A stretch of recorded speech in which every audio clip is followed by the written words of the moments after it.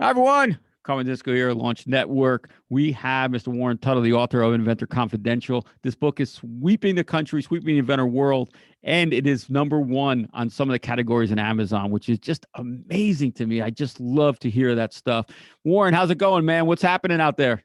It's going great, Carmine, and I don't pay no never mind to any of that stuff. I know you didn't write it. You didn't write it for that. And I remember talking to you 2 years ago. That's not even what you wanted to hear about. Now I'm not leveraging the book for money. I'll spend more on promoting it than I'll make. But I wrote it because it's my passion and I believe in this stuff. And I wanted to tell from a different angle than either inventors or even marketers. That this is from the inside, and these are the things you really need to. So read other books. That's great, but mine is purposely meant to come from a different angle. Is it kind of nice to be in that, and not being facetious, isn't it kind of nice to be in that position where you wrote the book strictly mostly for informational services and to help people? It's great, Carmine. I finally reached that point in life. I've lived long enough. I've had enough successes. My wife and I have saved diligently our whole lives. We put our kids through college. They're all now working and doing their thing. And we could retire, but we don't want to. We love what we do, and it's wonderful when you do something out of passion, not because you have to. And for those people that don't know me that are watching these, that somebody else has described who I am or blah blah blah. I want people to understand that I really truly want to be helpful and give back to people. And at the end of the day, I want people to make the best possible decisions for themselves. Carmen, it's amazing when you are part of a real success and you're integrally involved and it goes out. And I've been in several businesses that's done quite well, but a product that you're on the Nantucket sleigh ride and you go out and sell millions of them and just the excitement and all of that. Real marketplace success. I'm talking about real marketplace success. That's a tremendous feeling. So that's what I want people to experience. Everybody should experience that in life. Unfortunately, a lot of people don't because they don't go about they don't do the basics, the nuts and bolts, the blocking and tackling the right way. So that's what I'm trying to do. But I know this is a session on we've titled it Going to Market Directly. People can watch the other sessions on building prototypes and the relationship with companies and inventors and so forth.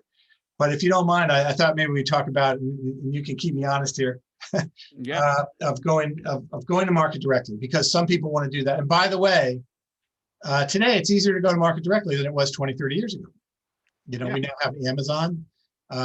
We have places like the Grommet, out of Cambridge, Mass. We've got online and internet where you can drive sales there with social media, advertising and promotion, marketing. So if what which you have done, you've done both. I mean, the licensing side is huge, but you've taken products from nothing, no sales, directly to market. Yes. And so that's kind of where I started. I was a retail store buyer in New York City. I had my own stores for 20 years. I was very good at finding products. As I think I've said in other videos and I say in the book, I launched the Nespresso coffee system, the capsule coffee system here in America. We sold the first 300 machines. I got invited to Venice for a boondoggle, 4-day boondoggle. We had a black tie all-night costume ball, on the Grand Canal and all that. And but many other products that you can read about in the book that I launched. So I've always been very good at selecting products. So my first real invention world experience was with Tom Risch with Misto. So I got integrally involved. I did, the sales and to some extent the marketing, but mostly the sales for taking Misto out. And I really, wasn't on the back end of the product development or necessarily the building, but I was very aware of what took place. But I was very integral on selling the product and then the fulfillment process and all that went with it.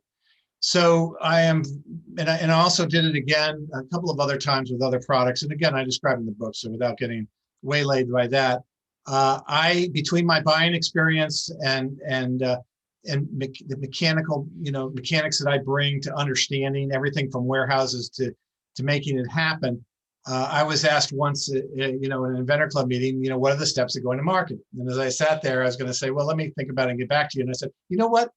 Here they are. And I went off the top of my head. And that became my 30 steps to market. And that's one of my chapters in the book. And all of your ideation starts at the same place, getting the idea, vetting it, researching it, and so forth.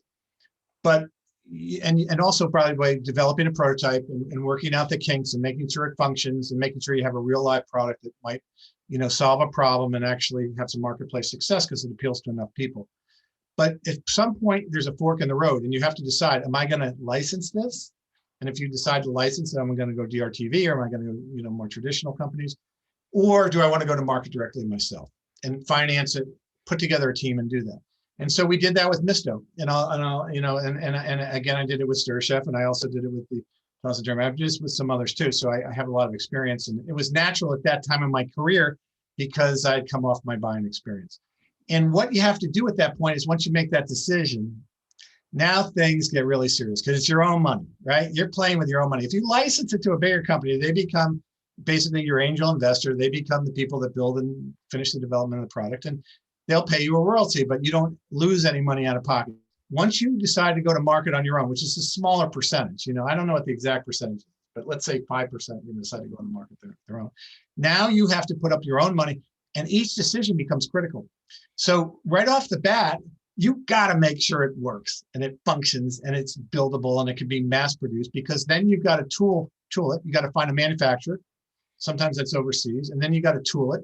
And then you got to get off-tool samples. All this stuff, so I'll try to keep you awake during all of it. It's okay. No, it's great. But I go through one step at a time in detail in the book about what you have to do. You have to then go through quality control.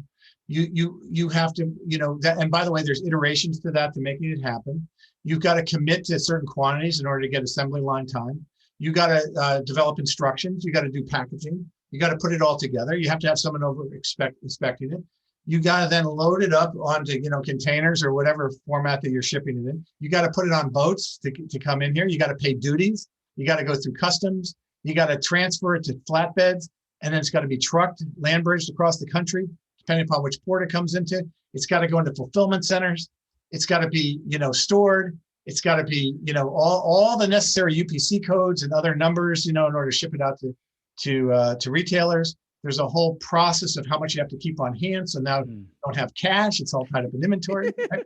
You have to have a sales team that then goes in and sells it, which means selling materials, selling expenses, trade shows, and so forth. You then have to get orders.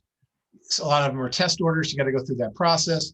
Then you got to start to get up to speed. You got to manufacture more. You got to go through the whole process all over again. And then you got to have enough in reserve so that the product sells, they can get more. And then you got to collect your money, right? By the way, you have to negotiate things like discounts and advertising and so forth. And then eventually you have to collect your money because you think you're going to get it in 30 days and they don't pay for 90 or 100 days. Okay. And then you get these little things called chargebacks because you didn't label the box properly, and it's not your fault, but it doesn't matter. It's coming back. And then that's even if the company trusts you, because you got to have financial resources to get in the door to begin with. And it's harder and harder to get into a big company as a single SKU because they don't necessarily want to take your product. Because if it doesn't work out, they don't have an ability to basically swap it with other goods, okay? So you have to do all that process. And then if you're a success, guess what? You don't get to keep the money. You got to order more goods and reinvest back out. So I know I went through it very, very quickly, but I want people to understand there's a whole process that came to that. And I have a whole chapter in the book on how to do it. And it's a very serious venture when you decide to do that, because then you really need partners, a team, money, resources, and expertise that you might not have if you want a license. Yeah. That's one of the things that I really enjoyed about your book, because you kind of spelled it out that manufacturing your product and designing it and prototyping and getting it is, everyone thinks that that's the end. And that's really just the beginning. And your book kind of spells that out. I'm like, that's what I try to explain to people. Carmine, just take 4 days sometime. I think you've done this before, and do the instructions for your product. You got to be perfect, and you got to redo them and do them. Come up with a name for your product. I think Misto went through 700 or 800 names, okay, before you settling on one. I mean, all these things are, take time and effort. And so most people go the licensing route because they don't have the expertise or the resources to do it the other way. But if you do want to go to market on your own, and I would say start small. You can do things through the grommet, you can do things online, you can test it. And then the benefit is if you hit it big, you can make a lot more money and a lot more margin going on your own, but there's a lot more risk to it. So just be aware of it. And people are always bragging about the success stories, and listen, we all do it. We all tell our successes. I can rattle mine off, but a lot of them are failures. And I've been there. So I also have a chapter in the book called SIAM, Stop, Identify, Address, and Move On, which is when you fail and you fail miserably and you lose a lot of money and it's heartbreaking and you put your home and your family at risk. And then you have to sort of restart over and do that. And I've been through that. And by the way, people want to know where my passion comes from and my ability to talk quickly and do all these things, because I learned it all the hard way and I made every mistake 5 times. Yeah. So that's what I'm trying to share with people in the book. Yeah, well, it definitely works. And one of the things I just caught just that is that even when you get that buyer who gives you a purchase order, or even when you get that licensing agreement, that doesn't mean it's going to be a success. I think that's where it gets really scary, right? It doesn't mean it at all. And there's nothing worse than putting, goods into a store and they don't sell because then they don't pay for it. And then you got to get your lawyers and fight over the money. Or if you go to QVC, if it doesn't sell in the quantities and only 1 or 2 out of 16 sell, they're coming back to you and you're paying the freight.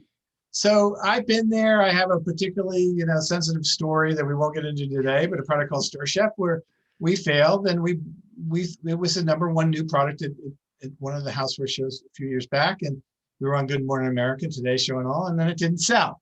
And so I go through that whole experience too. So there's a lot of risk in this business. It's not, look, I engage, I'm on the front lines, I'm working with people, but I am glad as hell that I work with companies that handle a lot of that stuff, because then I can do what I'm good at, work on the front end and be visionary and do that. And then people can label the boxes the right way. I mean, Walmart's got a shipping manual that's the size of a phone book. Okay. You get anything wrong, you're going to pay. Right. So, it's just the way it is.